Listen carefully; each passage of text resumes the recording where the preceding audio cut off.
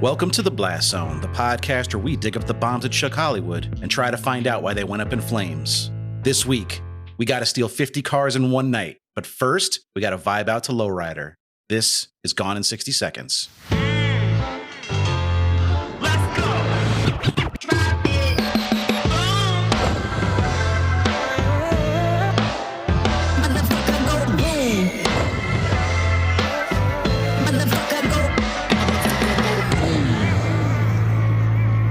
Welcome to The Blast Zone. Welcome to The Blast Zone. We are not a podcast about bad movies. We are a podcast about movies that did badly. That's right. I am Jon Drake, in-house film critic of my Letterboxd account. And I'm Ian Dukes. I'm a person with thoughts and feelings, and some of them are about movies. Movies like Gone in 60 Seconds, which we'll be talking about today. But before we get into that, it's our first guest in quite a while, yes. Ian. It's just been just the two of us for months now. It's been nice. Yeah, alone at an Antarctic research station. Wait, what? And suddenly a stranger appears. Is our guest the dog? Yeah, I'm sorry for shooting at you earlier, but...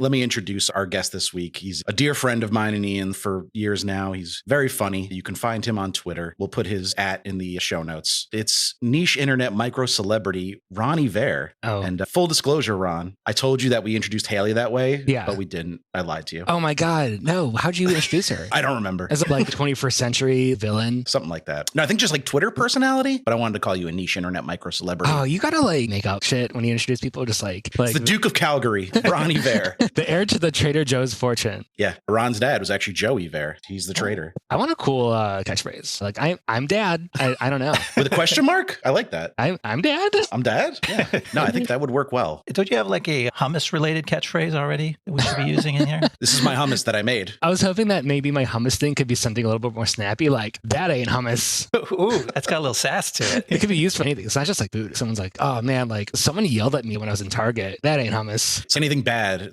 Instead of that's fucked up, that ain't hummus. That ain't hummus at all, bro. I'm so sorry. All right. It's in the lexicon now. We can't take it back. That ain't hummus is officially Ron's catchphrase. So, Ron, how are you doing this week? I'm good. I'm chilling. I'm vibing. I'm thriving. That's great. No, that's true. But it sounded. That's what you gotta say. Good, man. Nobody wants to hear how you're really doing. That pumps me up when I hear myself say that. Just like, damn, he's doing great. And now we go to Ian, who's gonna be like, well, all this time I could have been lying. I got a tetanus shot today. One thing I love about this being like an audio format is that I could just like, how are you doing today? And I could just make up like, oh, it's been hard being 6 feet tall. I can reach too many shelves. That's the thing. I think even if we had video of the podcast, it'd be hard for people to tell how tall we are. I have a proportionally long torso, so like I'm short. Wait, but I do too. My legs. So when you sit, you do seem taller. Like, right. And yeah, that's how I am. I've noticed it more recently at the gym with like the machines you have to adjust based on your seat height. Yeah. I need a short person's seat height because my legs are short, but then like my torso is all out of whack. Dang, I know. It's wild, you guys. Fucking sucks. Ian, what's your torso to leg ratio? Yeah. I know you're taller than me. How tall are you? You like 5'10"? I used to be able to stretch to almost 6'2", and definitely when I sit down, I look shorter because my top half is the part that scrunches together with the poor posture. What's your pants inseam? I think I'm wearing 32s usually. Oh, Okay. baby. I'm a 29. That's pretty tall. I'm a 30, but I cuff, so I'm a 29. You're a 29.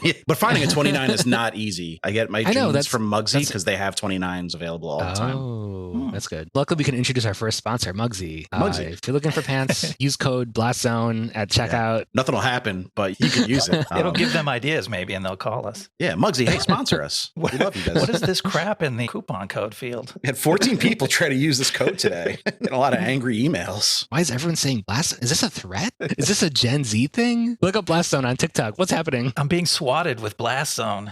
Could we just lie to people about having sponsors if we didn't have any kind of promo code? Oh, yeah. It'll make you seem bigger for sure. This episode's brought to you by Coca-Cola. Go buy some. I don't know. Fuck you. Just at checkout, tell the cashier Blast Zone and nod. They'll know what you mean, but they won't. Ian, what about you? We can't skip over the how's Ian doing section because our listeners always wait for it with bated breath. I am bone tired today for no particular reason. Awesome. But then I asked myself, has that ever stopped me from having a good episode before? Probably. Yeah. Yeah, I think so. But, Yeah, a lot of the bad ones. I listen to this. I'm a listener of the podcast for all the listeners out there. I'm one of you. I crossed the threshold. I'm on the other side now. But anyway, Ian, sometimes there's just a bad episode. Just like, Ian didn't bring it today. He was like not on his game. I'm completely joking, by the way. Every episode's incredible. Except for this one, maybe. I don't know. Can't vouch for this. We've never gone this far sideways this fast. So we're all of us in new ground today. I know. It's going to be exciting to see how fucking off topic we can get. But this is a movie that deserves that treatment. It's incredibly silly, but in like a fun way. So I think we'll be okay. But before we start talking too much about Gone in 60 Seconds. No, wait, John, did you say how you are yet? John, how are you? Oh, I didn't. Thank you. Thanks for asking. Nope. I'm having a beer. I might have a second, but then I'm done, yeah, brother. Because I'm doing an obstacle course 5K at 7:45 in the morning. Oh, damn. It's called the Muddy Dash. I hope it's an obstacle course 5K, not like a sex thing. No, me and my wife signed up for it a few months ago because she's always training for like a long race. So this will be like nothing for her. Yeah, she's a runner. Are you? Not too much. Like I will run from the cops, whatever, but not like for fun. But she ran a half marathon not too long ago. She's doing another one in September. So this is just like another day of going out for a run for her. A little bit of training. But for me, it's the pinnacle of my athletic experience in life. But I like obstacle courses. It breaks up the monotony of just running in a line. I don't like the ones that make you get in the mud so much. So I might just run around those. It doesn't sound like this one is going to be muddy. No, yeah, probably not. I have run around them in the past. No, I'm not doing this. Cool. Fuck you. Do they have the little electroshock wires that dangle on you? Or is that only that really was extreme ones? Tough Mudder, I think, used to have those. Okay, that's what I'm thinking of. What Yeah, no, they literally had stun guns hanging from wires and you had to crawl in the mud. Wow. So if like you tried to stand up, you'd get shocked. They could just pretend. Why even do that? Just say like, right. All right, just don't turn them on. Is lava. Yeah. So I mean, I don't know what the obstacles are. I'll report back next week, but I'm excited. It should be fun. Cool. Don't get hurt. Have some fun. You can get hurt a little bit. Yeah, I'll get hurt a little bit. Ron, as a listener of the show, you know what comes next. You got to tell us about something you watched. Oh, yeah. I just started watching season 2 of Star Wars Bad Batch, which hell yeah, we all know comes from Lizzo. You could have had a Bad Batch. Non-committal. No, it's good. It's fine. Okay. I really like the Star Wars extended canon TV stuff. Is it good? I don't know. I feel like Star Wars kind of has, you have to think of it like beer. That's the thing is like episode 9 comes out and people are like, that's trash. And people are really upset about it. But it's like, I think to a real Star Wars fan, it's like, if you drink a bad beer, you're still enjoying the process. You still like enjoy taking part in it. So like a lot of Star Wars stuff is not good. Like Boba Fett. Was that good? No, but you're taking part in the universe. It's just like whatever. Bad Batch is a continuation of a really good series, which is Clone Wars. And I don't know, Bad Batch is cool. I kind of like the world building, but I'm enjoying it. Is that a Filoni joint? This is a Filoni joint. Yeah, he's making a movie now, apparently. So like it's going to go deep on the lore. Oh, people are going to fucking hate that. Like casual fans are going to be so confused and annoyed. That's the thing is like, there's nothing wrong about what Filoni does. It's just these live action ones, like, you know, Mandalorian, it has this huge base to it, but you can come into it with nothing. But like the whole Star Wars, Clone Wars, Star Wars Rebels, Bad Batch, it's like kind of niche. It does come from a kids show. And so Filoni, like his side of things comes from this whole kids series thing. But then he makes something like Boba Fett, which is, you know, it's on the same stage as The Mandalorian where it's live action. So people who are not niche Star Wars fans are going to watch it and people expect more from it. But it's good. I mean, it is what it's supposed to be. I used to read the extended universe books and shit. They were fucking weird. Yeah, man. They got wild. There's a tweet today about how like somebody was really bummed out that all the extended universe stuff is no longer canon. Like there was a whole side quest where Han Solo and Chewbacca like survived a zombie apocalypse in space and then just never talked about it again. Chewbacca crashes on Earth and is Sasquatch or something. Yeah, like that's in a book somewhere. And it was originally canon, but now they're like, no. They, I feel like, crushed a lot of dreams. A lot of authors who had been part of the universe were then like cut off. Were told you are no longer a part of this, which sucks. But also like that would have been really hard to maintain in the movies. There's a lot of lore to have to keep up with. Yeah, exactly. So, streamlining it was probably a good business decision, but creativity wise, I was bummed. I'd recommend watching Clone Wars if you guys like give a shit. But like, I'm not like a super Star Wars head. I just like, enjoy watching it. But Clone Wars is really good. It fills in the universe a lot. I think what the extended shows are really good at is world building, which I like fucking love. Yeah. And it makes the prequels worth it. Even though they're trash movies, they like set up a really cool universe. And that's something I think that the sequels didn't do. It's like they're fine movies, they're well-made movies, but they kind of do nothing with the universe. Yeah, it ends in the same place it began. Like nothing's really changed. And then they fucked it all up with the third one. Because I like the message of the second one. Even people who dislike the execution, you can be like, the message that anyone can be a Jedi is important and anyone can have consequence in this universe. And then they were like, nah, if your last name's not Palpatine or Skywalker, fuck you. Like, you can't do shit. So yeah, we don't have to talk about Star Wars forever because that's not what this show is about. We already did the one Star Wars movie that qualifies for this podcast, so we can't do another one. Yeah, damn. They should release a secret one so it can bomb so that we could talk about it. Hey, I don't know. Maybe the Filoni movie, if that gets released in theaters, we'll cover it. That's Filoni movie might bomb. Well. Yeah, I think it might. I think it'll bomb. But Ian, tell me about what you watched. I watched something fun from a little known IP. It's called Dungeons and Dragons: Honor Among Thieves. It's brand new. It's on streaming right now on Paramount Plus. So that's my tie-in to this week's movie, Gone in 60 Seconds. If you got a Paramount Plus subscription, you can watch them as a little package deal. That's a pretty fucking weak connection. I mentioned this movie a couple episodes back because I brought Game Night to Show and Tell by the same directors, Jonathan Goldstein and John Francis Daly, who, by the way, I just learned they were making The Flash and they left that project and they landed on Dungeons and Dragons. And man, did they... Because Ezra Miller probably robbed them at knife point. Exactly. They're like, I'm not doing this shit anymore. They knew when to escape a toxic relationship. And they found something really wholesome in this little movie that they made with Chris Pine. It's an IP-based movie, but like you don't need to know anything about D&D. It's a fully original story of its own. It's tons of fun action, lots of the cool fantasy genre payoff that a lot of people will come to the movie looking for. But it's really just a really fun little character-driven comedy. And like I said, Chris Pine is the lead in it, and he's so good. He's so funny. He's quickly becoming like, one of our favorite actors. He's just a delightful dude. But there's a bunch of other great people in it. Justice Smith, who we've talked about a couple times on the pod, is great in it. Michelle Rodriguez is great. Reggae Jean Page, Hugh Grant. Cast goes on and on. Totally recommend it. Wow, it had a $200 million budget. 150, sorry. Huh. What, is that good or bad? That's just expensive. That's a lot, I thought, for Dungeons, because the first two Dungeons and Dragons movies didn't do any business, if I'm remembering correctly. And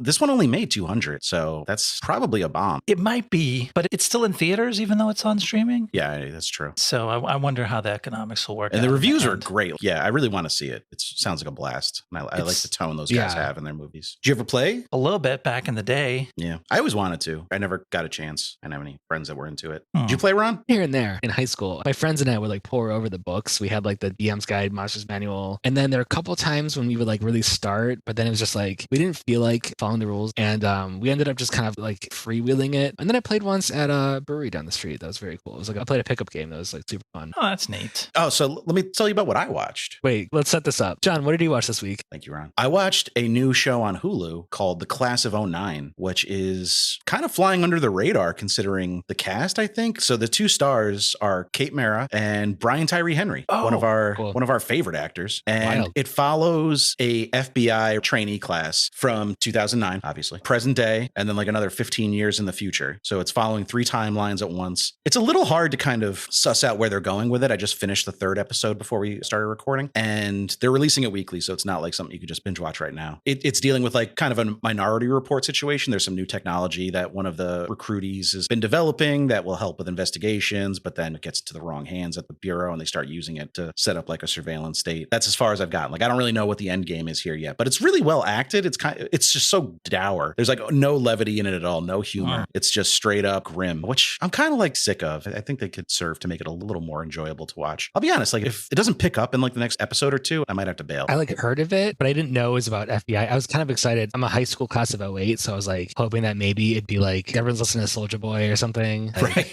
No, they didn't even do anything fun like that. Yeah, there was no Katy Perry on the radio when they're driving around. They just drive in silence. You mean that not even one time does somebody say, boy, I can't believe Barack Obama was just elected president? It hasn't come up. Nothing's been on fleek yet. All right, let's get into it. Gone in 60 Seconds. Ron, you picked this movie. Tell me about why. What was your relationship with this movie? Yeah, so my relationship with the movie is that I received a list of movies that you guys had scheduled, and it was the one that I saw. Was it really the only one?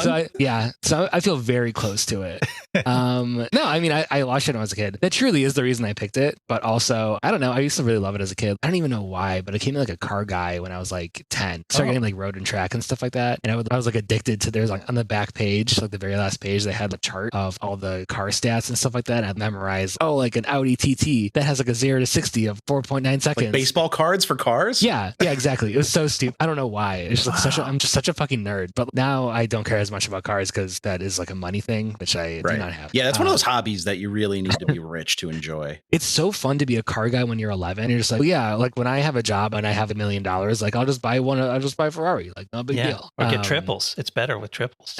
So triples is safer. But yeah, I mean, I remember seeing it as a kid, not in theaters, but probably like a Blockbuster rental or something, or probably just, I think it used to replay on TV all the time, on TNT or something. But I really liked the car aspect. I thought obviously Eleanor, that Shelby GT500. Oh, people went crazy for that car when this movie came out. Man. There was there's a whole thing I'll get into at the end of the episode about it because there's like some legal proceedings about that car specifically. Oh, interesting. But I know Nicolas Cage got to keep one, and so did Jerry Bruckheimer, the producer of the movie. Good for them. That's tight. Yeah, I don't know. I just, when you're 11 years old, this is just the coolest shit in the world. It almost seems like a movie that, and this is how I feel about Fast and the Furious 2, which came out like a year later, is like, it's like the perfect movie if you're 11. The dialogue doesn't really make sense, but it's very provocative. You know what they are going for just by how they emote and stuff like that. And they're cool cars. Everything's really cool. Even like the weird romance thing that they do, which just doesn't make any fucking sense at all if you're paying attention to the movie. No. If you're a kid and you're like, oh yeah, because I guess like when you're an adult, you just make out in cars randomly. But yeah, anyway, it was cool then. And it's fun to revisit it. I'm sure we'll talk about this more later, but it's a stupid movie, but in the cool way. Like, where it's the vibe. Like, it doesn't have to be good. It's fun to watch. No, I had a blast watching it. We're relatively close in age. I remember watching it when I was a kid and just being blown away by how cool everything was. And I didn't realize until we were researching Swordfish that it was the same director as Swordfish. So this is a movie I watched as a kid and then rewatched as an adult. And I was like, yeah, it's stupid, but it's like still really fun. And Swordfish was a movie I loved as a kid, watched it as an adult and was like, this is just stupid. So he got the balance right here. But then a year later, he fucked it all up. Yeah. What about you, Ian? Do you remember? Did you see this when it came out or? No, I never watched it until now. I remembered that it existed, but I do remember the marketing of it. And the one thing I took away was like, there must be something very meaningful implied by the title of this movie. It's definitely a high concept action movie like Speed, where it's all about beating a 60-second countdown clock and what happens to you if you don't beat the clock. And it's all about the 60 seconds. And we'll get into that later. We'll see if that actually paid off when I watched it. Spoiler alert, it does not. But do you want me to talk a little bit about the making of the movie? Yeah. So what are you guys up to this weekend? Ron. Sorry. All right. Yeah, let's hear how this thing happened. All right. The 1974 action film Gone in 60 Seconds, written, directed, produced by, and starred H.B. Halicki, went on to make $40 million against a $150,000 budget. 127 cars were destroyed or damaged making the film, which begs the question, how the fuck did this only cost $150,000? Back in my day, cars were 3 for $1. Halicki was sadly killed in 1989 at the age of 48 while filming a sequence for Gone in 60 Seconds 2, and the sequel was subsequently canceled. Halicki's widow, Denise Shakarian Halicki, went to court to secure the rights to Halicki's films and all associated copyrights, and it took 7 trials and 5 years for her to secure them. In 1995, she licensed the rights to Touchstone Pictures and Jerry Bruckheimer to make a loose remake of the original film, this time focusing on a reformed car thief who comes out of retirement to steal 50 cars in one night to save his brother from execution by a gangster. Because they wanted to make it relatable. With a budget just over $103 million secured, famed music video director Dominic Sena was tapped to direct. This was only his second film after the 1990 thriller California, which rules. That's California with a K. Nicolas Cage was cast in the lead role of Randall Memphis Raines. That's Cage with a C. And the rest of the cast was rounded out with an absolutely stacked list of actors, including Angelina Jolie, Giovanni Ribisi, Christopher Eccleston, Robert Duvall, Vinnie Jones, Delroy Lindo, Timothy Olyphant, Shia McBride, and Will Patton. Filmed between May and October of 1999 in various locations around Long Beach and Los Angeles, California, and Hamilton, Ontario. They were not throwing away their shot. The film was set for a blockbuster release date of June 9th, 2000. It would open in first place with $25.3 million, but there were also no other notable releases that weekend. The next week would see it drop 41% to $14.8 million as Fantasia 2000 and Shaft were released and took the 1 and 2 spots. As the summer box office heated up, Gone in 60 Seconds couldn't keep its hands on the wheel and crashed, eventually earning $232 million worldwide, which sounds good until you find out the film still managed to lose almost $90 million due to the intense marketing push the studio put behind it. The movie has remained popular on home video for a long time, though, and eventually built up a sizable fan base. What a story of, was it Denise? Is that her name? That's almost a movie right there with a tragic twist ending. She makes it through 7 trials, finally wins back the rights to the movie, gets this incredible cast, and then like, well, you lost $90 million. Although maybe she got paid up front. Let's hope. Disney tried to claim they lost $212 million on it, which is like the movie cost $103. Fuck you talking about? That's Hollywood accounting, though. Yeah. Yeah. Do you want to hear some interesting stuff? Yeah, we got IMDb trivia pulled up. I'm just reading this wiki. I didn't know about the original, about the battle, the death, stuff like that. Let's see. I'm just reading sentences here. After Halicki's death, Shakarian began dating her third cousin, Robert Kardashian. Oh, shit. Their names are like, are they anagrams? Yeah, wait, let's rearrange that shit. This is some Voldemort stuff going on. Oh, wait, check. This is also some Final Destination shit. August 20th, 1989, while filming in Dunkirk and Buffalo, New York, Halicki was preparing for the most dramatic stunt sequence in the film, which a 160-foot tall water tower was supposed to topple to the ground. When a cable attached to the tower snapped unexpectedly, it sheared off the telephone pole, which fell on Halicki, killing him instantly. Damn. Yeah, I think that definitely happened in like Final Destination 4. That's pretty crazy. Sure yeah. That's nuts. But I know I mentioned we talked about it later, and technically it is later. So Denise Halicki, Kardashian, I don't know if she hyphenated, sued Ford, I think, for the copyright claim to the 67 Shelby GT, because Ford tried to re-release it when this movie was out because people were like, this car is awesome, we want it. And they sold it as like an upgrade you could do for your Mustang. You can get the Shelby GT trim and it would kind of look like this car. And she sued them saying it's her intellectual property from the movie. She was, of course, denied, but I thought that was kind of interesting. That is interesting. Bold move. So, Ian, do you want to walk us through the first leg of the story here? Let me see if I can get this baby started up. Randall Memphis Raines, played by Nicolas Cage, is a notorious Southern California car thief who left town and went straight. But he just found out his little brother Kip, played by Giovanni Ribisi, botched a car heist and got himself in trouble with a dangerous criminal named Raymond Calitri, played by Christopher Eccleston. Now, to save his brother's life, Memphis must agree to steal a list of 50 exotic cars and deliver them all to Calitri in 72 hours. To make things harder, Memphis's old adversaries, LAPD detectives Castlebeck, played by Delroy Lindo, and Drykoff, played by Timothy Olyphant, are hot on Memphis's trail. Seeing him back in town, they're sure that he's up to no good. Needing help, Memphis visits his mentor, Otto, played by Robert Duvall. Otto, get it? Together, they assemble a team of old associates, including the wisecracking Donnie, played by Shy McBride, the mute Sphinx, played by Vinnie Jones, and Memphis's ex-girlfriend, Sway, played by Angelina Jolie. And reluctantly, because they need the help, Memphis agrees to let Kip and his young crewmates join in the big caper. Let's get this out of the way right off the bat. Our boy Rom brought us the movie, which is probably responsible for the most epic justified crossover of the week we could ever think to have. Yes. Because the main man, Raylan Givens himself, Timothy Olyphant, is like a pretty big part of this movie. Justified crossover of the week. He's big. As we all know, he plays James Justified in the show Justified. Jimmy Justified. Jimmy Justy. This is a big moment for us. I don't know where we go from here. Do we have to retire the segment now? Ooh, It's done.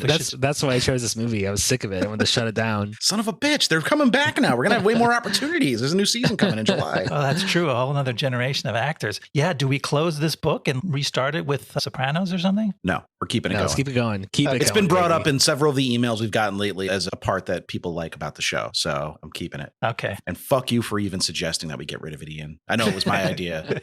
How dare you go along with me?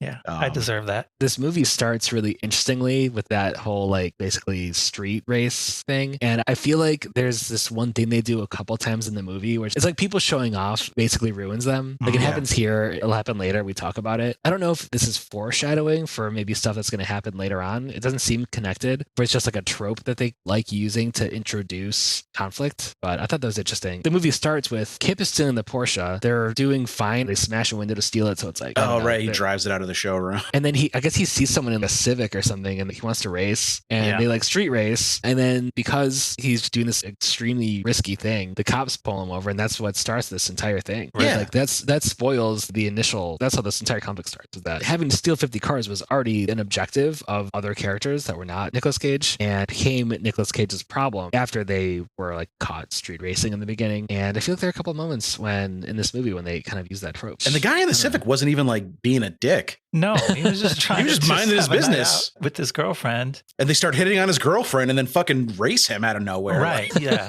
These guys are assholes. They are. And it's what you're touching on is something that felt a little off in the movie to me, which was the level of fucked upness of the kids, whether it's Kip or any of his crewmates, because there's like the young crew versus the veterans. What a pathetic crew they have put together here.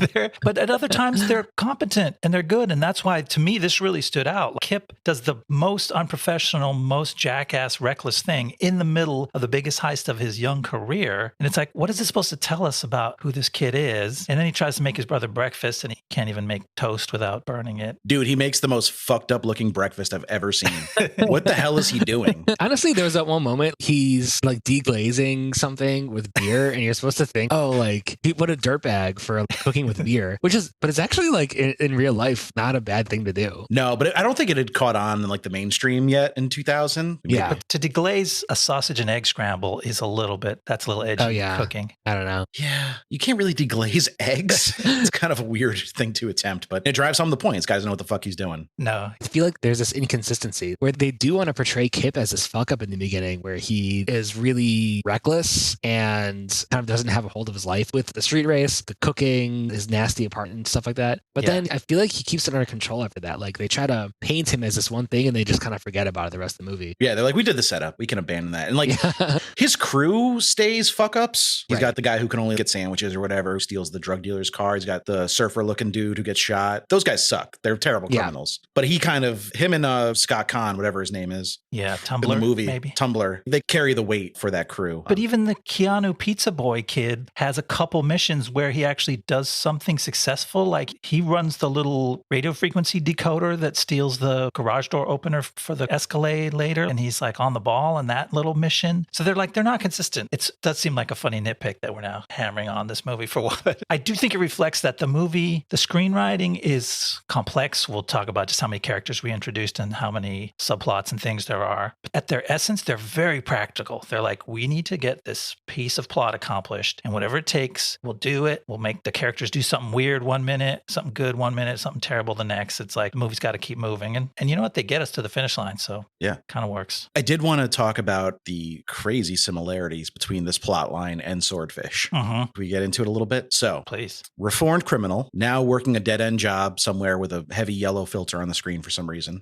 like they're in the desert, has to come out of retirement for one last job to get paid and save his family. Does that sound like anyone else we've talked about? Maybe Stanley Mosby? Yes. Oh, Frosted Tip Stanley. I think every movie should have this plot. I think Shrek should have come out of retirement to save his family. Yeah, he's just in the swamp and they put a heavy yellow filter on it for some reason.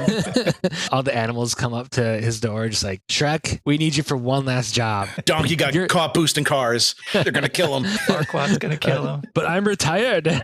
That's my accent. I hope that was your Scottish accent? That's my Scottish accent. Nice. Very nice. Yeah, but you could definitely see the music video influence here in Sena's direction, the way he shoots locations. The camera's always moving. There's a lot of quick cuts. It's very... Did he used to shoot music videos? That's how he got his start. He shot a bunch of music videos. Him and Fincher were like the preeminent music video directors of their times. Yeah, I didn't know that, but now that you say that really comes out. Yeah, all the interiors have those dramatic colored lighting, and we saw the same thing in Swordfish. It's kind of like a thing. Once you see it, you notice it in every interior. And then like even Calitri's lair, which is like a salvage yard and warehouse. It doesn't make sense because he's a carpenter. He's a carpenter. I think that's supposed to be ironic contrast. We can get to that when we talk about Calitri, but like his lair is like full on music video. It's strewn with heavy machinery and scrap metal, and there's just sparks. One of those factories where they just make sparks. Yeah, that's all they make. Shooting up from one side and sparks showering down from the other at all times. Someone's like, gotta clock in at 5 a.m. to work at the spark plant. That's how they generate electricity for the city of Los Angeles. Just make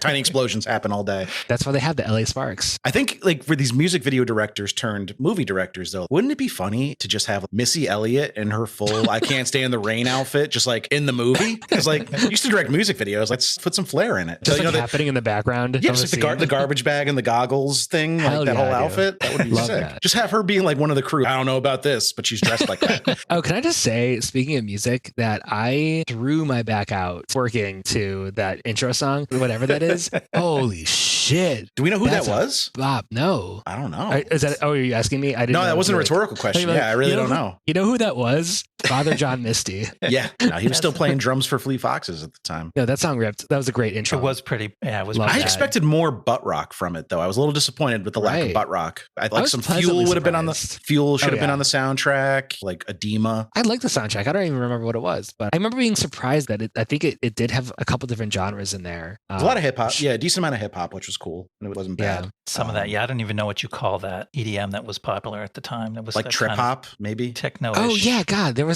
There was that one that was like, is that Chemical Brothers? It's like, guess I didn't know. Yes, exactly. That's what I was trying to think of. That's Chemical Brothers. I call it trip hop. Chemical Brothers. Yeah. I remember hearing that song and it was so nostalgic because, oh my God, that was the song. Yeah.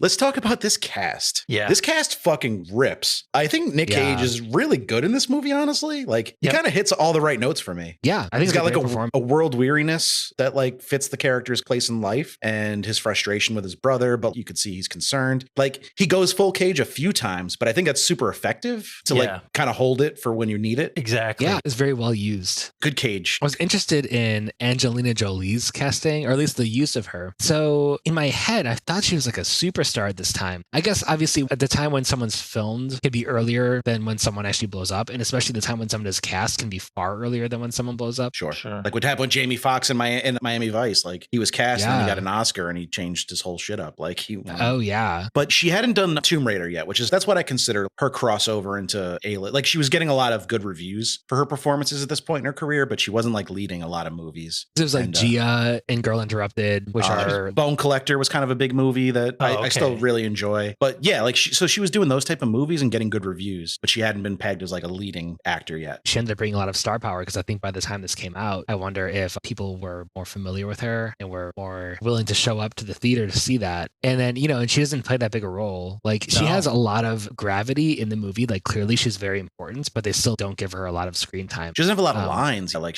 I think that again, it might have been an accident, but it kind of works. Like you said, it gives her character like a little bit more gravity. If I would have been that person who saw the marketing was like, oh, Angelina Jolie, I love this. She's the best. And I got to go see her new movie. I might have felt a little cheated because like she's not in that many scenes. Like you said, in the scenes that she is in, she doesn't say much. Now she does some effective acting with her eyes and expressions. And the character feels real and grounded in this cheesy movie. And maybe it's because she says less and implies more. But yeah, we don't get a lot of her because there's so many actors, of which we're going to have to keep moving through the list or we'll never get through this episode. Right. Although I do want to point out that white dreadlocks must have been a thing. At this point in time, because the Matrix sequels came out pretty soon after this. And they were all about the white dreadlocks, but I'm not a fan personally. No way. They're good on House of the Dragon. That's the only time I think they're cool. Let's talk about what's his fucking name? Who's this guy? Oh, Calitri. Yes, Calitri. I know Christopher Eccleston's name. I don't know Calitri's name. Christopher Eccleston, our boy from The Leftovers. Really different. I didn't recognize him until I read that was him. He fucking sucks.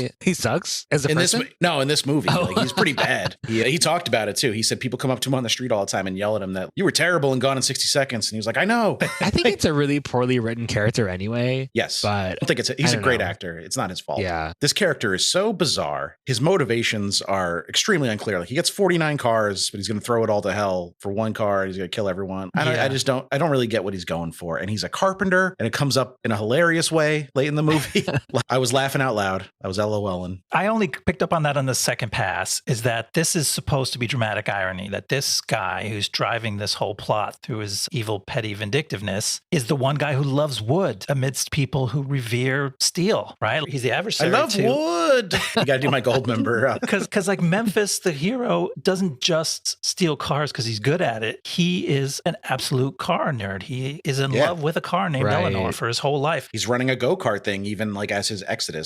Yeah, he just loves metal. And then here comes the villain. This guy loves wood. He actually says out loud, steel sucks shit. I hate it. And I love wood, you guys. And you believe it because his thing is quite good. You believed it? Like you were buying into his whole shtick? The first pass through, I dismissed him because I'm like, this character's nonsense. They're making him do these really tortured speeches where like the first scene you meet him, he's got so many bits and speeches to get out that he's like, okay, now let me tell you about baseball. It's boring. And then he's like, no, we got to go to the other room because now I got to tell you about politics and now I got to tell you about cars. And now it's woodworking. It's like going to a holiday where my uncle is. He's got so many villain speeches to get out. In his first scene, it's like he's got no time to slow down. But second pass through, I like picked up on more of the subtleties and I'm like, actually, I dig him. And then I realized he's my weird dude from The Leftovers and I warmed up. And he was Doctor Who for quite a time. Oh, yeah, okay. That's where I know him from, as Dr. James Who from Doctor Who. Jimmy Who. Yeah, I don't think they needed to do. Every time Ron says the name James, I'm just going to abbreviate it to Jimmy, even though that's a syllable longer. No, I totally agree with Ian that they give him the whole Carpenter shtick to juxtapose him against somebody like Memphis Reigns, who's in it for the cars. And this is to show that Calitri doesn't give a shit about the cars. He's in it for the money. Right. But it's like, I don't think we really care. Clearly, the villain's a bad guy. It's like, if the villain really liked Cars 2, I think we still would not have been on his side. You mean Cars also and not the film Cars 2, right? Oh, okay, no. Now I see. He also would not have liked Cars. I was talking about Cars 2. Okay. No, but I think making him the Carpenter is a missed opportunity because his first attempt to kill somebody was he put him in a car crusher. Wouldn't you nail him to a cross? That might be too dark, but just like do something, you know? Pitch, though. That is a good pitch. Beat him with a 2x4, but he's just like, I'm the Carpenter for my first execution. I'm going to crush you in a steel thing. Like a Marvel villain. Like, yeah, just wood's my thing, guy. It does feel like a 1940s Marvel villain. Yeah. I'm the woodman. The lumberjack. They came up with the coffin. He's built the coffin and he's holding that out to bury Kip in, but they couldn't think of a second wooden death-related thing, which was just a missed opportunity. Put him in like the stockade. Oh, yes, stockade, yeah. Throw poop in his face. I think he should have had them steal like 50 soapbox derby cars. Yes. What does he want with like a big steel truck? No, he hates wooden cars. He wants to put him on a ship. He's sending him overseas because he's got to get him out. Oh, is he trying to get all the metal out of America? Yeah. And make America just like a wood economy? I like it. He might be onto something here. Let us reboot this. Yeah. Disney. He's just tearing down parking meters in his free time. Get out of here, metal. The car he loved the most that was ever made are those like 90s station wagons that had the wood paneling on the side. I believe those were 80s station wagons. 80s station wagons. Why isn't Lamborghini doing this shit? Look at this. Dude, I bet if Bam Margera had more money, he would have done a wood paneled Lamborghini. Honestly, that'd be so tight. That would be really sick. I want to see that. I bet if we Google it, we'll find one. If I find one, I'll put it in the show notes. All right. Did you know Robert Duvall's in this movie? No. The Robert Duvall? From The Godfather. Apocalypse Now. Robert Duvall. All right. I got one. Ready? More like car. Father. I don't know. God. You know what? I thought it was gonna come to me in the moment, and it didn't work. Interesting though. Like this is like the most bum ass IMDb trivia observation of all time. But I was like, oh, he's in this movie with James Caan's son. Like, right. They were in The Godfather together. I fucking love the IMDb trivia for this movie. Yeah, it's so nonsensical. So good. It's like this person was in the movie with this person's wife in 1990. Just like, thank you. That's so fucking cool. What did you send us the tidbit? It was like this actor and this actor were both born in the same year, but 7 months apart. Ooh. Michael Pena and Scott Caan were both born in 1976, but were 7 months apart from each other. They basically said, like, these two actors have different birthdays. Isn't that cool? And I'm like, yeah, that's such a cool fact. I probably say that about most actors. I don't know. Sick fact, brother. You can't just take all this stuff at face value, though, because that might not be even true. We don't want to spread any rumors. Dominic Sena directed Angelina Jolie's ex-husband, Brad Pitt, in California, 1993. That's a great fact. We needed to know that about this movie. That one is true. I believe that one. I was just listing these facts that are just like, they literally have nothing to do with this movie at all. And they're not that interesting. They have a little stat here that says how many people found it interesting. 14 out of 58 people found that one interesting. So not a lot. Bad ratio. Yeah, that's a terrible ratio for IMDb facts. Most people are like, yeah, words. That's interesting. But did we like Duvall in this? He's fine. I think it was good. I mean, when you see it, like, it feels like an actor acting. I think the character itself is a caricature. It doesn't have to be. It's not written that way. But he is kind of doing this like caricature of a old car guy. But I don't know. It works. I think this movie is very theatrical. It doesn't have to have realistic characters. So I buy it. And then we got to talk about Delroy. Well, and Timmy. Yeah, they're a team in this. But Delroy Lindo, I'll watch him. I don't care what he's doing. If Delroy Lindo's in something, like, I'm there. You're just immediately drawn to him. His speech pattern is so kind of like slapdash. I don't know, like he says words and then he pauses and then like he says like a few syllables really fast and then he says a few really slow. I don't know. And I know that sounds like a really like dumb observation, but it makes him really interesting to watch. It's so charismatic. I loved his character. Like sometimes you'll watch something, if you watch something that has like actors of various abilities, when you see the one person who's truly got it, you're just like, oh yeah, that's what acting is. That's how I felt in that one, maybe the first scene with Delroy when he's with Timothy Olyphant and they're like confronting Nick Cage and saying like, hey, look who's back in town. He was great in that scene. And I feel like no one else was like, everyone else was kind of playing characters. He felt so real. It was like, it almost took me out of the moment because I was like, damn, damn, that's acting. I don't think he's trying to like show anybody up. He's just like that good. And I don't think Timmy had really figured out his like persona on screen yet, because he's playing like a goofball, and that's he's not the dorky sidekick. Yeah. But I love him in it. That's not what I picture. It's not what you think of him now, but I thought he was so good in this because he gets punchlines at the end. Like Delroy will have a speech where he chews somebody out, and then Timmy will get the one little punchline of the dorky sidekick cop in there. But those are some of the funniest things in the movie. His little one-liners at the end of scenes. I mean, he wasn't destined to continue to do that in his career, but I love seeing him get to he's a leading man for sure. That's his lot in life. But he also never really led any movies. So I feel like he plays now leading men that are past their prime, but he never really had a prime as a leading man. And does that make sense? Yeah. In film, because he went to TV. Yeah, he went to TV and he did so well there. But his career was at an interesting point here. The first time I remember seeing him was Scream 2. He was really pretty captivating in that. But then Go in 1999 was like a huge movie for him. He plays a drug dealer who's kind of holding Katie Holmes hostage in that movie. Do you guys see Go? No. Go's awesome. You guys should check it out. I think you'd both dig it. Go is where I think people started like, this guy's got something. And then, he fucked around. He was in Dreamcatcher 3 years after this. So we have talked about him before on the pod. I forgot about Dreamcatcher. It was like our third episode or something, right? Way back. Boy, sorry. Go is a bomb. Just want to throw that in there. Was it? Possible future episode. Go on. I don't want to interrupt your thing. Ron, you want to come back? Do Go together? We'll see how this goes. If that's a test. Yeah. He kind of adopted this like quiet, cool swagger later in his career that he hadn't really developed yet. So it's kind of like a time capsule performance to watch. For sure. It's fun. The cops are I feel like I'm by far the most passionate Timothy Olyphant observer here, because I'm like, guys, we could talk about him for 20 more minutes. And you're like, no, I agree with everything you said, but I have nothing to add. That was good. I'm not that familiar with him. I haven't seen any Justified, so I think I'm not that invested. What about Deadwood, though? Oh, yeah, he was great in Deadwood, Seth Bullock. That's why I think of him as a movie star, because that series was so cinematic. I'm like, he was a movie star. He was the star of Deadwood. Also, watch The Crazies if you want to. Like, I know this is to our listeners and not just Ron and Ian, but The Crazies fucking rules, and he's really good in it. He's the lead of that. When's that from? 2006, maybe? Is that a horror movie? It's like a zombie movie. I would call it like action horror. I wasn't really scared at any point during it, but it is gory, and it's got a lot of zombie stuff. But it's really well done. It's a remake too, but it's a loose remake. Speaking of remake, I really wish I watched the original of Gone 60 Seconds. I've never seen it either. To have that comparison, but yeah, I don't know. You don't need to run down famous bomb. So that's not our job. That's not what we get paid for. And apparently the title and stealing 50 cars is the only thing they have in common, really. So okay.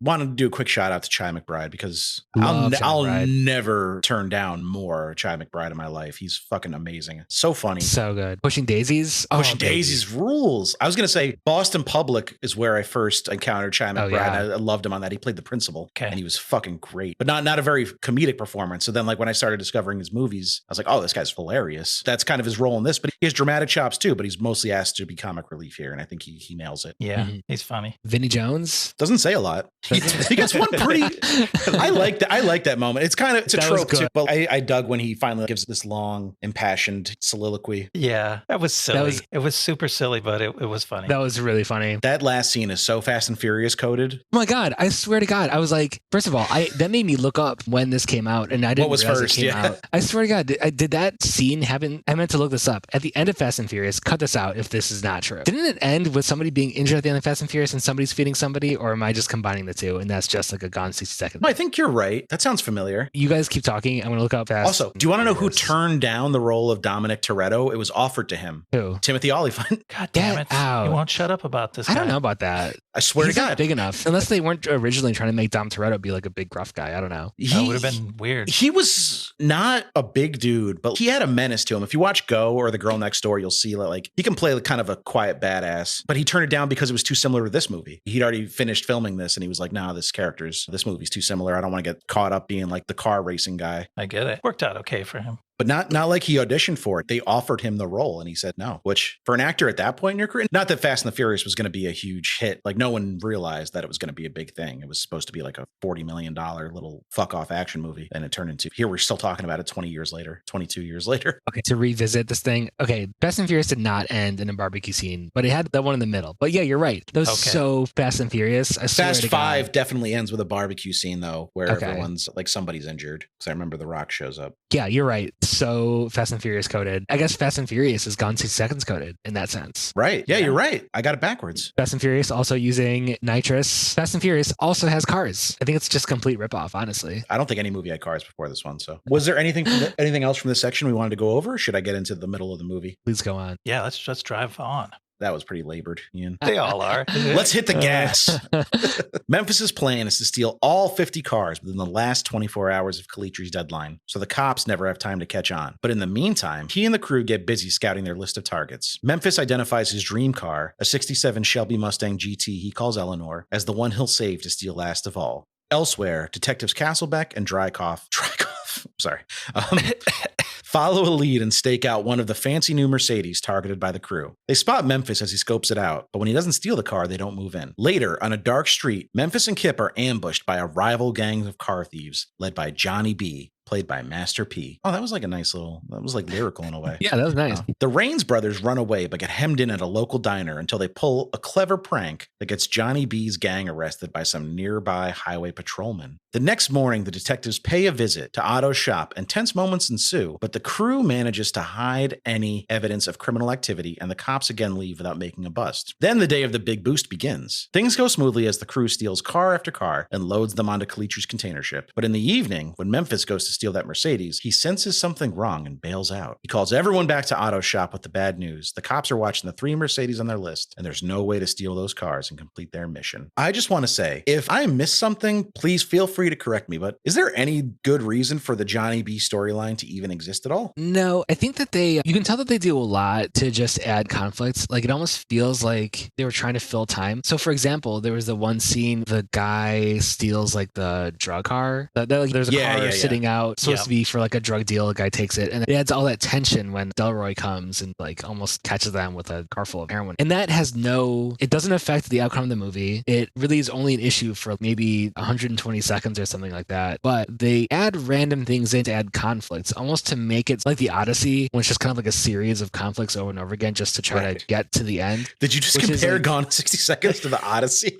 Yeah, I think Gone in 60 Seconds is the Iliad of the 21st century. Okay. Yeah, I think it's fun that they do that. Kind of adds more stuff. It helps break up the focus of just cars, of having the single conflict of just, we gotta steal cars, we gotta save my brother, etc., etc. It does seem pointless, but I dig it. It kind of amps up the stakes too, because we know that the cops are trying to arrest them, but Master P's gang is trying to kill them. They're literally unloading shotguns at him. He's pissed. He missed out on a hot real estate deal recently. So that's right.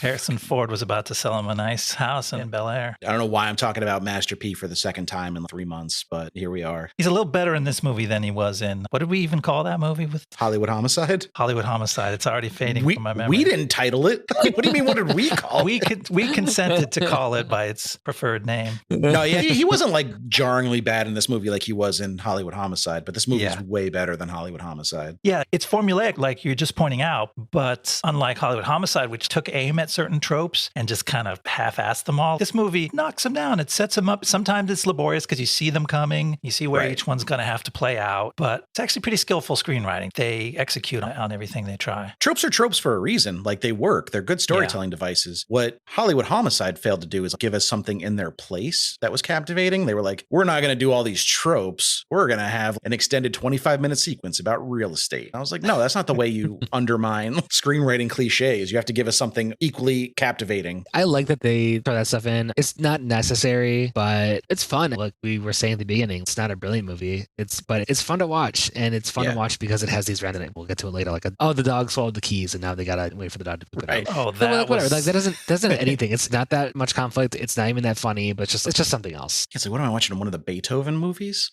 like that. What are we doing now? We're giving dogs laxatives. That was the biggest stretch for me. I'm like, why did they do that? And for me, the only reason they ended up doing that was they needed space in the timeline of the movie for Nick Cage and Angelina Jolie to go out on another heist where they could rekindle their relationship. We already figured out the plan. We know what it is. We need something to delay us 2 hours so the hero and the girl can get the hots on for each other. Of all the random extra things that they add, whatever, the dog swallowing the keys, Master P chasing everyone down and all that stuff, I think the most pointless thing they add is the romance. That just sucks. I think if you end the movie the same way they end the movie here, but just don't do any of the stuff in the middle, like, it still works. Yeah. Where he's like, do you want to go for a ride? And she's like, hell yeah. or something like equally 2000. Right. Like you could end the movie there and we'll be like, all right, we get it. We know what's happening here. But the way that people say hell yeah in the 2000 is saying Mambo number 5. That's hummus. That is hummus. Wow. That's pretty hummus, yeah. I wanted to talk about the blowing the cocaine away by revving your engine thing. Yeah. While the cop's in the car, why doesn't Shy McBride just kick it? You can just kick the pile of cocaine and it'll have the same effect. Just run your foot over it. First off, don't you dare give me like a fucking scientific explanation for this. Okay, from a scientific perspective, feet aren't real. Oh shit, you're right. I forgot about Sorry, this beer is hitting me hard. Yeah. Oh, Ron, that's just a pint glass of absinthe. Oh, I'm gonna get another one, by the way. But that made no sense at all. And it was like weird. The entire conversation was like, yeah, why don't you just keep fucking revving this thing more? And they were like, yeah. And he keeps revving it. And it's like, keep revving it. It sounds great. And then he keeps revving it. It's just like, don't you dare stop revving it. Whoa, like, hold on. Is that an enjoyable thing to do? Delroy's sitting in the driver's seat just like, I'm having a great time. I'd be so nervous I'm going to hit like the clutch or something and we're just going to fly out the door. Yeah, it's premised on the idea that Robert Duvall could get Delroy Lindo horny for revving the car, and he gets hornier and just has to redline it in order to. He's kind of talking dirty, but in a car way too. Oh, you like that? You like that sound, huh? You like it? Rev it more. Little oil leaks out. Like, oh, I guess his car's done. It's got to take a nap now. And let's talk about a scene that we talked about in our group chat quite a bit. The lowrider scene. Also, the subject of my intro joke. Ron, you had a very good observation about this. Do you want to say it, or should I say it for you? Yeah, I don't think feet are real. No, not again. No, other observation. Ron, okay, yeah. Okay, I remember when I watched this as a kid, sometime years after it aired. I remember that was very cool to me. The song is dope. They're all just vibing. It's like, oh yeah, because like when you're a kid, everything adults do, you think like, oh, that's pretty normal, very cool. That's very trend setting. And so as a kid, I was like, oh, they listen to this music and it gets them in the mood and they vibe and it's very chill. And now as an adult, I'm not sure if you're supposed to read it that way because it's like in the 2000s and people try really hard to set the scene, or if it's supposed to be like a bunch of kind of like nerds being awkward and you're supposed to read it as, oh, these guys are actually kind of lame, but yeah, they just have this ritual that they do. I mean, know how it's supposed the to younger members of the crew are kind of looking at them like, the fuck? Yeah, they're certainly taking that latter view of the thing. And I think I agree with them. I think it's supposed to show these guys are just socially awkward about anything except cars. Because like I think that if it were supposed to be cool, then there would be that moment where the young people are like, oh, this is great. Let's join in a little bit. And the thing is, they picked a song. If you picked Born to be Wild, even as cliche as that was already at the time of this movie, it rocks. You can turn it up in the theater and you go, okay, I get why everybody is starting to just groove out to this thing. It's like a rock song that's rocking. Yeah, they picked like the most low-key, funky R&B. Little beep beep music. Yeah. Meep, meep, meep, meep, meep, meep. It's not that far from Tequila. It's almost like a joke song. And no offense to the band War, which has a lot of serious credibility, but it's a silly choice. So I definitely come down on the side of like, yes. I will say Korn had done a cover of it a couple of years earlier on Life is Peachy. Oh, so interesting. For the younger generation, it was still kind of in our lexicon. And I looked it up. I looked up War. It's a great pick for this movie. They're a band from Long Beach. Oh shit, no joke. They're legitimately from Long Beach where this movie is set. So it makes total sense that this Long Beach car crew plays the original song from Southside Long Beach. About Southern California car culture. So it's like a music supervisor's perfect pick, but it's also funny. We'll see later as the movie progresses. The movie kind of seems self-serious at points because it's trying to be a little bit hard and a little bit exciting action, but it's pretty goofy. It's got a very silly heart to it, and it comes out when the action ramps up, which it does have like an emotional center, which I think helps me like give it more leeway for some of the sillier choices. Yeah. Was there anything else from the section we had to go over? Well, I did want to talk about the timing of the movies. I think is cool. It's a 2-hour long movie, including credits, but the heist starts at almost exactly an hour into the movie. Yes. So 50% of the movie is heist. And I don't know how that compares with other heist movies. Like, is that comparable with Ocean's 11? But it's great because that's what we want. We're watching the movie for the heist. They could belabor getting into it for a long time, but they really save literally half the movie for heist. And a lot of time too, he picks up Eleanor. This is an Act 3 thing, so we can get to it later, but picks up Eleanor like half an hour before the movie ends. So they give a lot of time to the things that they know we're going to care a lot about. Yeah. Apparently the final chase in the original was 48 minutes or something. So like, oh, wow. Which is nuts. Like I would have got so bored. That guy was yeah. But like that, half the movie is heist. Heist is what we're here for. And like they get into the actual like plot really fast in Act 1. They're stealing cars immediately. They go to Nick Cage. Okay, 14 minutes into the movie, Nick Cage is in Calitri's office. This is including including the really long credit scene. So I don't even know how many minutes of movie there is. Right. And then Calitri tells Nick Cage you have to steal 50 cars. So they jump into it fast, which is great because you want to spend a lot of time like setting up the heist, but you don't want to spend so much time doing it that you don't have enough time for the heist. You're right. This is a particularly big heist, which caused some trepidation in me when I saw the bones of the movie clicking into place and you go, oh shit, we're going to watch them steal 50 cars. In this movie at some point, you're like, okay, thank God they're starting and it's only an hour in because we know how much work they have in front of them. And now it's time to do the fun and games section of the movie. I think that's great that they got it rolling. Do they show all 50 cars or is it just like they show? No, if they do, it's one quick shot of Scott Conn getting into a car and then they scratch it off a chalkboard somewhere. Yeah. Like there's a few they brush off for sure. One thing I did really like is that each car has its own weird little way to get in. So they use a lot of the newer guys for the tech. Someone was able to like decode a garage door opener to get into there. And there's an old car where it's like, oh, apparently you can jump the electric lock by like taking out the headlight bulb and shorting that or something. I don't know. That doesn't make any sense. Maybe that's real. I don't know about cars. I feel like it's so strange that it has to be real. They wouldn't make it up.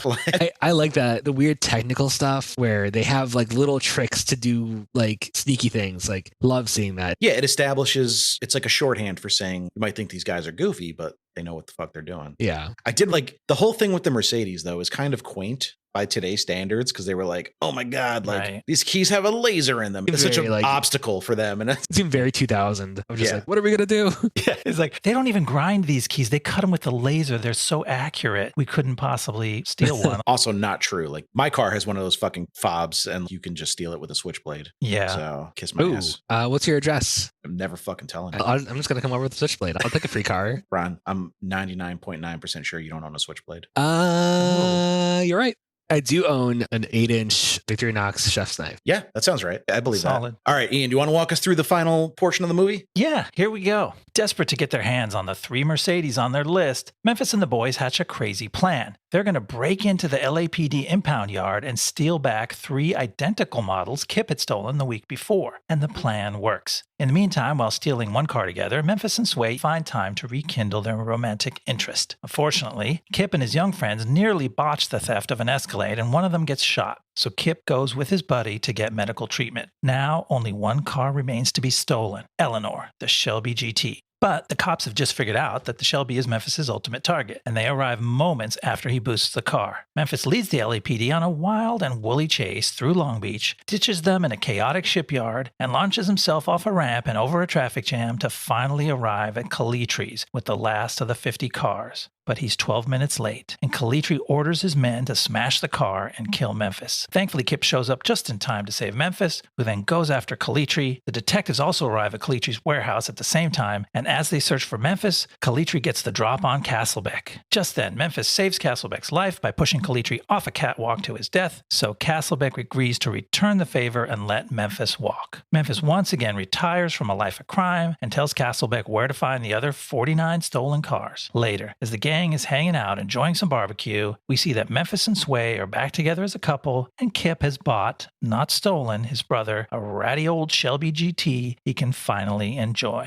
I wanted to draw your attention to the fact that Calitri is so offended at the shape that Eleanor arrives in that he's like, fuck it, destroy it, kill him, send it back. But the Escalade showed up like covered in bullet holes, right? Right. Like some of the other cars. Where's the consistency? Like a lot of cars got a little dusted up getting to their final destination. Wouldn't he be better off too if, the car showed up 12 minutes late, but he still is like missing his sale too, or whatever. Right. So you gotta think that car particularly is gonna fetch a pretty penny. Do you think he'd be in better shape by not crushing the Shelby GT500? I don't know. Yeah, you get why out of spite he's like, well, I'm gonna kill you anyway because you failed my test. Sure. I wanted to kill either you or your brother this whole time. So okay, no mercy from the villain. You get that, but it does seem self-defeating because in the beginning he did explain, he's like, if I don't make this delivery with my South American guy, this fucks up my whole reputation and my career's over. And it's like, I kind of forgot about that part. Not his carpentry career. That's like a different thing. No, that's soaring. His Etsy shop is killing it. He compartmentalizes his hobbies very effectively. One thing I really like about, I think this comes up in Act 3, is when I think it's like the chief of police pulls the detectives off the case. So just like, honestly, like no one gives a shit about car theft. Like Calitri. It's true. It's such a kind of whatever crime for most people that like to base a movie on it is funny. I think it's cool that they make the cops these losers. It makes you like their struggle more. It not that you want them to catch reins, but it kind of makes them the underdogs, especially when you're really trying to focus on Calitri being the villain now. It kind of de-villainizes the detectives. Yeah, I like that part too. And what's cool is then they do some real detective work. After that moment, they get some evidence back and they go, what was that glass at the scene of the crime? Oh, it was a black light. And they use that to find that original list of the 50 cars. And that's how they kind of catch back up to Memphis. Ron, you just made something click in my head, which is really kind of impressive about this movie. I'm trying to think of other examples, and I'm coming up with like Heat, which is like a high bar, but this is a movie where you're rooting for the main character, who's Memphis Reigns, but like you're not rooting against the cops. Like they're not bad guys. They're just like, they're cops. They're trying to do their job. Like, and they go about it in the right way. They're not like beating up suspects and shit. Like they're just like, they're real detectives trying to like solve this through detective work. And the car thieves are in it for the right reasons. So you're like, I just want everyone to be okay, which is impressive. And luckily everyone is okay, unlike in Heat. But that's like the closest example I can think of a situation where it's a cops and robbers thing, but you're rooting for both of them. And what's cool is that like they set up with Reigns, they set up Eleanor as the white whale, like this one thing that always gets away. Yeah, but it's great, but whatever. It's great. Okay, you're right. My bad. I didn't read that right. But to Castlebeck, Memphis is Eleanor. Yeah. Oh, but he doesn't seem to like hate him the same way that like Cage doesn't hate Eleanor, but he's like really intimidated by it and like you know, like he's dying to put him away though. It's mythic to him. Yeah, and the same way that Reigns is mythic to Castlebeck. But then he's so nice. Did you guys notice how nice he gets at the end? It's one thing. He's like, okay, I owe you now. You saved my life. I'm going to give you a break. But the warmth coming out of Delroy Lindo in that last scene where he's like, man, the love of a brother is the love of a brother. I got to let you go. And it's just like, oh my God, I love you, dude. It's like they should have. Delroy Lindo can throw gravitas on anything. The man just oozes gravitas. Did they hug before they split up in that scene? Because they should have. Like, it felt like really warm. No, I agree. That's a good observation too. He's not the usual gruff cop. Get out of here for it. He does a turn that's just wonderful. It did feel like it came out of nowhere. Like maybe it would have made sense if they added, first of all, they added so much stuff. Like when I'm saying they could have added, like they really could have added maybe something about Castlebeck's brother, right? Having his mother just to make that, because like I don't know, it's like, oh, I guess this is a detective that loves brothers. Maybe if Charlie McBride had just kicked the pile of cocaine, they would have had time to throw in a line about Castlebeck's brother, but they had to rev the engine for 14 minutes. No, they had to rev that shit. You like how it revs, huh? It sounds good, doesn't it? Robert Duvall just jerking off in the corner. Oh, I went to a dark place. R.I.P. Robert Duvall. I'm not sure if you're dead, but if you're not. No, I think that this is actually blessing his memory. Yeah, that's true. They're going to play this at the in memoriam, the Oscars. Robert Duvall just jerking off in the corner while Delroy Lindo revs the engine. Oh, man. All right. So what do we want to say about the chase? A lot. Which are we talking about? The chase? Like, chase, the big one. It's cool. I like how it starts. It's interesting for the listeners. So they save Eleanor for the very last, which is, I don't know why they would do that, but okay, whatever. Nicolas Cage is approaching Eleanor. He gets in the car. They have this moment, whatever. And as he's taking off, that's like exactly when the detectives arrive on the scene. So there's no moments when you feel safe for Nicolas Cage, which is really great that they really put this thing into gear. It's a car. Oh, man. Here we go. I'm going to keep using that same one over and over again. So like, Ron, man, we're almost done. You're too late to have a recurring bit. That's not very hummus of you, Ron. Oh yeah, that ain't hummus. No, it'll be like, let's put this thing into gear and wrap it up. Put this thing in a park. I don't know. There you go. Yeah, park is a gear. Sure, it counts. Right now, I guess we're neutral. What did you guys think of the chase? It was long. I have one nitpick to start with. As the LA kid, they go out of their way to go, the Shelby GT is located in the Long Beach International Towers in Long Beach, California, in downtown Long Beach. And then he pulls out of the driveway and it's downtown LA. It's like the most, I don't know, maybe that's not obvious to anybody else, but. We're a couple of Northeast boys, Ian. How far is Long Beach from LA? It's about 30 minutes on the freeway. If you're lucky, right? Yeah, with no real traffic. So it's at the foot of LA. If you ever see a map of LA, it has a little tentacle that reaches straight down to reach the Port of San Pedro, and Long Beach is adjacent to that port. Famously, LA is shaped like a boot. Yeah. I know all my Long Beach geography comes from Vince Staples. Okay, sure. Refer back to his lyrics and try to make sense of it. Yeah, you can put it all together. But anyway, this chase scene for most of it is very downtown LA. And it actually follows a logical progression from like the middle of downtown. And they're like in downtown landmarks. They stop at this thing called St. Vincent Alley, which is like a well-known tourist trap in downtown LA. And they pretend that's Long Beach. And then he's in Boyle Heights. They're at Pink's Hot Dogs all of a sudden. What's going on? Yeah, they're at Dodger Dodger Stadium for a minute. And then just driving in the field at Dodger Stadium. Oh my God, they're destroying Long Beach. Bursting through the Hollywood sign. No, Long Beach's most treasured sign. But as silly as we're getting, the movie gets really silly here too, right? Like immediately there's a crazy old guy cop is just rabidly chasing him down this alley who has no business going this fast, and he gets himself T-boned by a metro bus. And it just gets sillier from there. I was laughing, and then he leads them into that crazy like construction shipyard, and just the looniest, zaniest stuff starts happening to waylay the cops chasing him. Never mind how he gets over the traffic jam. Well, the traffic jam is in the second half of the chase, right? Yeah, it's the last That's step. the last step to get into Cleavers, but it's like he loses them one whole time through this crazy thing. Yeah. For me, the funniest laugh out loud moment of the movie is he's leading the cops through this thing that's supposedly a shipyard, but there's just a lot of construction going on. And the cop makes this guy drop the chain on this big 15-foot long gas cylinder, and one end of it punctures, and it starts whipping around like a balloon that's been let go. And it's just bonking these cop cars left and right. And it's so like cartoon funny. Yeah. And I think they meant it to be. I think the movie just gets kind of giddy here, but I like Doesn't a wrecking ball hit them at some point? That's the number one best part of the movie is when a wrecking ball, a piano falls on a car as it's driving 90 miles an hour. I think a wrecking ball, like full speed, like hits a car and drives that car through a wall, like Through a brick wall. Yes. Yeah. And then the cop, because they go up to the cop. The cop's brushing himself off. Like, you okay, man? You just went through a fucking wall. I don't think they say fucking, but that's the line where he's like, are you all right, man? You just went through a wall. And he's, I'm good. I'm good. I just need to go to my favorite Long Beach location, the Santa Monica Pier. Griffith Park Observatory. I can't go to Long Beach without visiting. They're all there. The Hollywood Walk of Fame. I did laugh out loud at the wrecking ball. Then when he just gets out of the car. It's so good. I think I was so high that it didn't register with me. It's full Bugs Bunny. I love when a movie goes Bugs Bunny when you're not expecting it to. Yeah, they, like you said, they held back on a lot of the zaniness. Yeah. They held back on the zaniness until the end. This is a funny ass car chase. And it's also good, though. Like, it's entertaining. Yeah. I was never bored. As payoff for this movie, you might have wondered if it was worth sitting through. It's great. One of my favorite IMDb trivia bits is there's no explanation. It's just the sentence. The final chase scene was largely improvised. How? How do they, like, in a yes and? Yeah, yes and I'm going to drive my car through a brick wall. They're just like, they put a camera in the car with Nick Cage and we're like, go have fun. Can I get a suggestion from the audience? Oh, driving fast? Okay. Drive backwards on the highway. Oh, you mean, okay, I'll drive backwards on the highway. That's fine. All right, so let's talk about Calitri's demise. Yeah. You want to talk about laugh out loud moments? When Nicolas Cage is holding, what is it, like a work table? What is he holding? Is it a chair of some sort? I think it was a chair. It was an ornate A very chair. uncomfortable looking chair. Yeah. And he's holding it, and Calitri freezes like it's his most prized Pomeranian or something. He's like, don't hurt it. So, of course, Nick Cage starts like smashing it and stuff, and he's like, no! Eccleston really poured on the acting there. It was good. It was like such good acting in service of such a silly ass moment.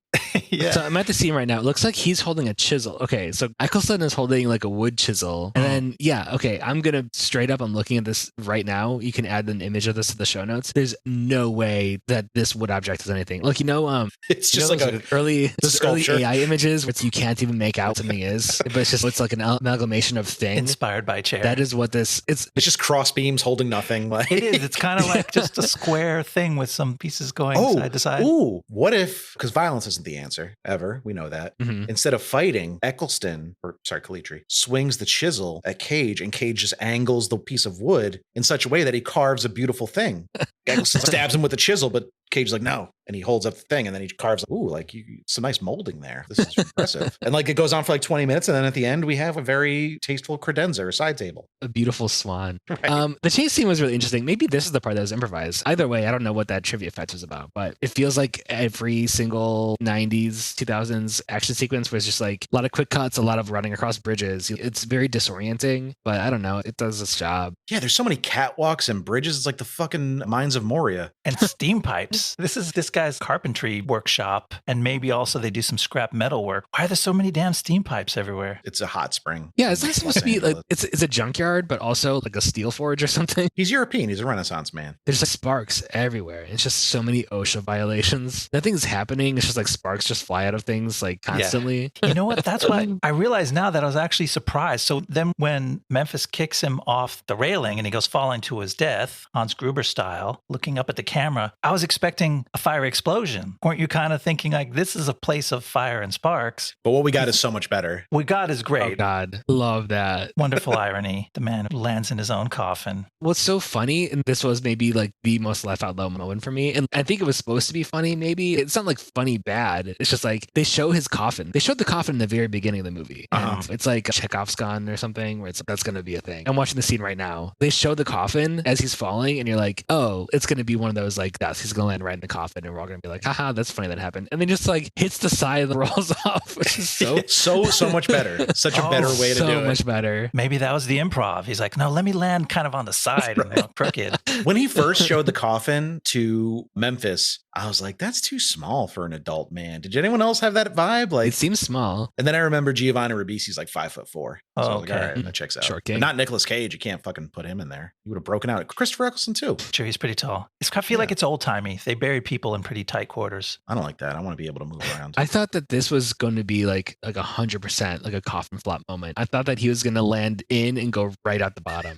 That would be good too. It's okay to show him because he ain't got no soul. That's what I got. Anything we missed before we get into some of the behind the scenes stuff? Let's get it in gear. Yeah. I mean, we talked about Dominic Sena already in the Swordfish episode. Nothing's changed. As far as I could tell, he's retired. What was the fucking last movie he's made? It was another Nicolas Cage movie was his last movie. Season of the Witch. That was the one. Dominic Sena has almost no movies we can't cover. He could just be our new Peter Berg. We talk about Dominic Sena whenever we feel like it. But it was written by Scott Rosenberg. And I feel like this kind of explains why the movie works because he's a pretty solid screenwriter. So he's written stuff like Con Air, famed for its understandable story and realism. Did that bomb? No, please. We would have covered that long ago if it had. That was the first rated R movie I ever saw. Really? I think my buddy had it on VHS, and I was like 10 in the year 2000. Quick math. I remember seeing that and being like, I don't know if I'm allowed to watch this. I feel like a badass. I feel like an adult now. You remember yours, Ian? First R-rated movie? Yeah. No, it's too long ago. Yeah, you're old as shit. How about you, John? I think it was The Hand That Rocks the Cradle. What is that? It's like a thriller about a nanny who's crazy. I just remember 1992. Yeah, it was 5 or 6.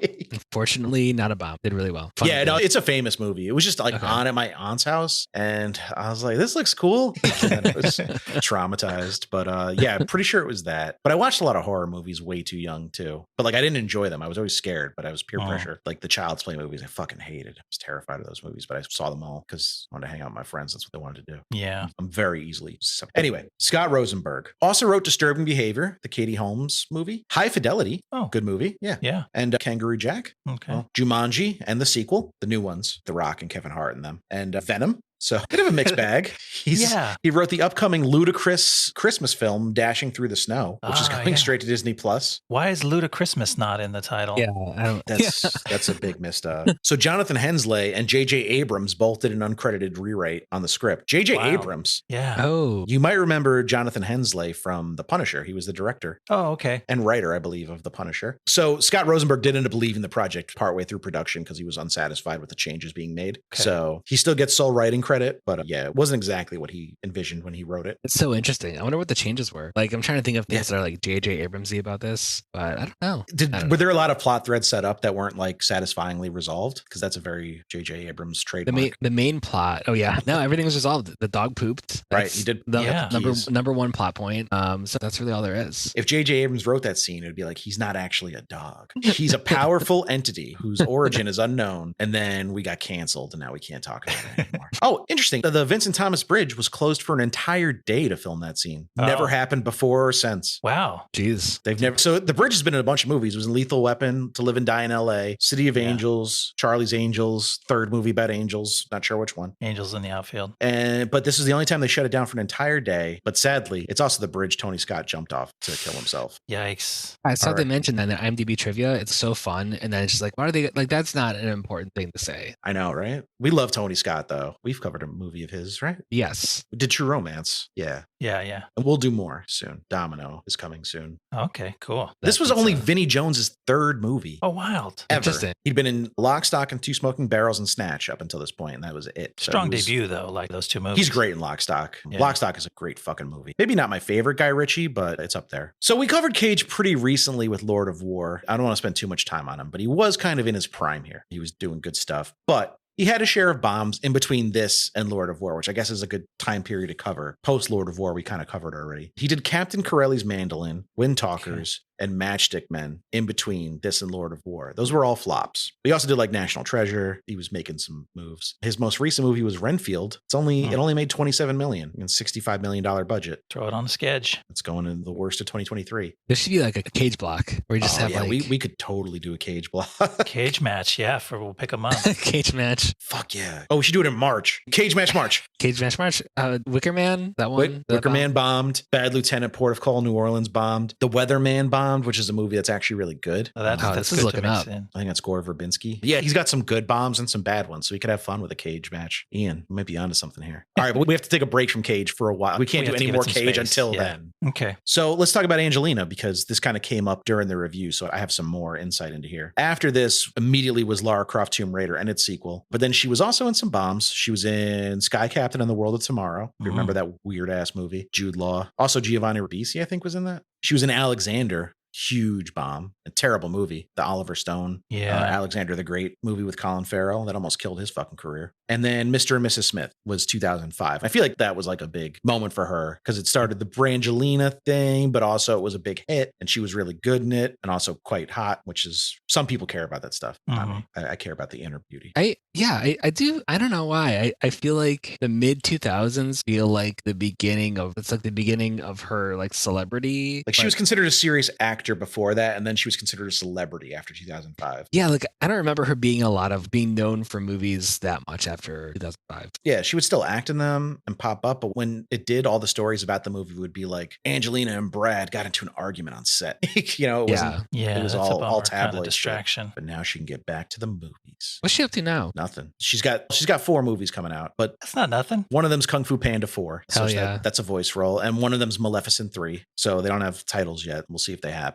And there's been a lot of rumors of an Eternal sequel floating around on Twitter today. So if that's true, I assume she'll be back. But that movie was pretty ass. So we'll see. She's kind of an activist, right? She's got a bunch of humanitarian type of stuff she spends her time on. She stays busy for sure. And she's got a ton of kids. She adopted 10 kids. So a lot of mom stuff. Her busy. Yeah. Giovanni Ribisi. Let's talk about him a little bit. Yeah. Scientologist, unfortunately. That's a name that's like begging to be said in an Italian accent. Giovanni Ribisi. If I get my mom to call in and say it. I'm not going to list all his credits. He's been in fucking everything. Too many things. But he was in Avatar and Avatar 2 and 3 and 4 and 5, I think. He's credited in all of them. He was in Sneaky Pete, which was a show that ran for a bunch of years on Amazon Prime. It was pretty good. It was executive produced by our boy Graham Yost. Oh, okay. Currently making the excellent Silo. Yeah. Which is new episode came out today. It's really good. Oh, I gotta watch. And more recently, he did a terrible job playing Joe Colombo in The Offer, which is about the series about the making of The Godfather. Right. With Miles Teller, that was originally going to be Henry Cavill. Or was Henry Cavill actually in it? I can't remember. It was a bad show. No. And he was also in Waco, The Aftermath, which is what it sounds like. It's about the aftermath of Waco. Yeah. That all says it all. The original series, David Koresh was Taylor Kitsch.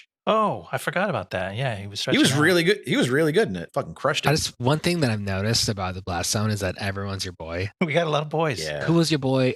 Graham Yost was your boy. Keith David's our boy. Peter Berg's our boy sarcastically. Like we don't actually like him, but we say it. Does anyone have any final words about Gone in 60 Seconds they want to say? Can we bring it back around to where we started? The movie itself begins. The first image of the title comes on screen. It's a ticking stopwatch. The seconds are ticking. The seconds of which I know I only have 60 of them. It's very important to steal the car before the 60 seconds runs out. And that's not a thing in the movie. 60 seconds, of course they're gone. They were never there. It's not part of the movie. It's true. What the hell? I was fooled. They could have added like one line that was just like, oh yeah, like the moment you cut a wire, you have 60 seconds. And if you're not out of there by then, like you gotta ditch the car because there's no chance or something like that. Yeah. No, it just doesn't make sense. I know it's the title of the original. Right. But then I don't know with the original, there's something about that. I don't know. There was an Easter egg. Did you see the Easter egg? No. I saw it in the trivia. When they're at the LAPD impound yard, there is a poster on the wall in the far background that says literally on it, Gone in 60 Seconds. And I think it's like an old consumer warning, like lock your car because thieves will steal it. Oh, okay. That's interesting. Interesting. I like that. Oh, wait. I'm curious. So how would you summarize the ultimate reason for the movie bomb? I don't have a great answer. It had a big cast for the time. The marketing materials were pretty solid. Maybe a woman did the trailer voiceover in the year 2000. Dudes were like, I don't want to see that. Was that a big deal at the time? It was the first mass released movie to have a female voiceover in the trailer. I saw that in the trivia. Maybe that had something to do with it. But yeah, this one kind of stumps me, honestly. I can't quite pin it down. I would have thought it was a hit. Because it wasn't a bad movie. It got terrible reviews, but... Oh. Even like bad reviews, it still seems like a movie a lot of people would watch. We were talking about this a while ago. Like, it is a dumb movie, but not dumb in the way that keeps people from buying tickets. Like, it's fun. I don't believe people are seeing the movie, walking out of the theater and calling up people on their payphone because it's the year 2000 and that's the phone that people use and saying, don't see this. No, I don't think so. I think the audience scores were generally pretty high for it, which is a better indication of word of mouth than critic reviews. You said 90 million for marketing, which I don't know, maybe that was too much. There's some movies where they know it's a turkey and they kind of cut the budget at the last minute. We've talked about it in the past, but it's been a while, so it might be a good idea to run it down. The marketing budget's not factored into the budget of a movie. It's separate. Also, ticket sales don't all go back to the studio. All the tickets you're selling, you're not getting all that money back already, so you already got to cut that by about 40% and then factor in the marketing budget, and that's why just doubling your budget is not enough to make a profitable movie most of the time. Man, that's rough. Now's not a good time to feel bad for studios. So not at all. No. Don't stand with the writers. Yeah. Ian? Oh, I stand with the writers too. Was that in doubt? I was just making sure. I was getting nervous. You were quiet. Thought he was going to be like, fuck the writers. All right, Ron, tell people where they can find you. You can find me on Twitter at Ronui, RONNUI_, and on Blue Sky. Yes, sir. At same thing. Ooh. Actually, minus the underscore. I think it's just at Ronui, RONNUI. You can also catch me on my way to and from work. Good luck. I drive fast. I get you. Thank you guys so much for listening. This was a blast. We'll be back next week with an exciting film. We're going to do Starship Troopers. Oh, my goodness. Whoa. Been waiting to do this. I just found that out. This is a heavily requested one. Yeah. It's a big one. I didn't realize that was a bomb. Yeah. It cost like 110 million. And I think it made 120. So definitely qualifies. Verhoeven's got his share of bombs, but I thought given the rising fascism in America, I thought Starship Troopers would be a fun in quotes, exploration. Yeah. Thank you guys so much for listening. Please remember to rate, review, subscribe to the pod if you can, wherever you listen. You can follow us on Twitter at Blast Zone Pod. Hit us up with any recommendations. We had another great email this week from our friend Willie. Thank you for the email, Willie. We appreciate it. Thanks, Willie. But you can email us blastzonepod@gmail.com. We always read them. Sometimes I respond to them. Sometimes I just talk about them on air. I should respond to them all. Be nice. But yeah, we appreciate you. Thank you so much. Thank you, Ron, for joining us. This was a blast. Thanks, Ron. Yeah, it was great to have you having here. me. Wordplay. Yeah. And we'll see you next time. Let's put this car into gear and no, get out of Ron, here. Putting it into park. Oh, no, see it's you gone. next time. Awesome. Hold on, I'm gonna go get my knife.